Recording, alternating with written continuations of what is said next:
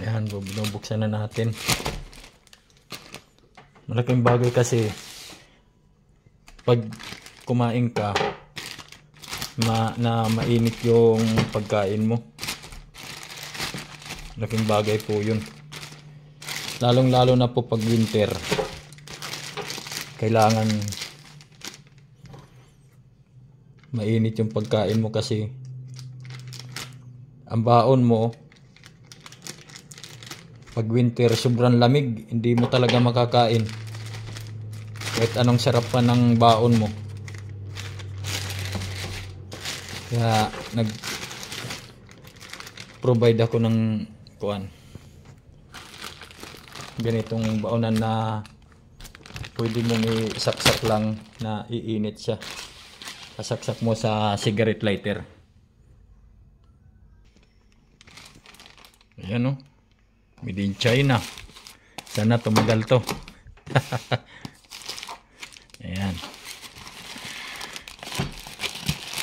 Nako. Parang wala pa dito yung pinakabag niya. May bag kasi ito eh. Electric lunch box. Unbox na natin to. Naku po, wala pala dito yung sinasabing bag. Ay, kumuan pa. Atawag nito, nabagsak pa, sisira agad. Naku, wala dito yung... Ayan guys, oh. Ang ganda. Kaso yung box ay yung parang bag wala rito.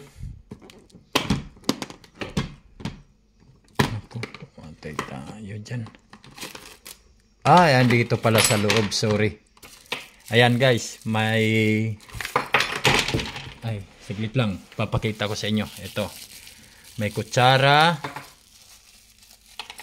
Yan, may bag yung pinaglalagyan niya. Pag mayroon ng laman dito milalagay. Ayan. Tapos ito yung lagayan ng kung may prutas ka or isi-separate mo yung ulam mo, pwede rin dito. Ayan.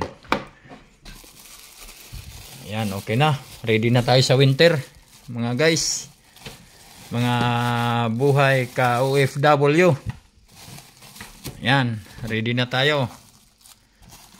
Ay, malapit na kasi mag-winter dito, kaya kailangan yung pagkain natin, ma-preserve natin na mainit talaga kahit nasa biyahe tayo. Isasaksak lang natin. So, hanapin nga natin. Nasaan na yung... Ay, ito.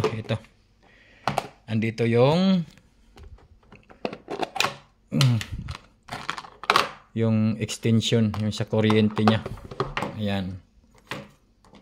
Okay. So, all good. Ayan. Thank you, Timo. Sana maging matagal ang serbisyo sa akin itong electric lunch box na yan. Ayan. Electric lunch box. So, maraming salamat. Thank you. At hanggang sa muli. Bye-bye.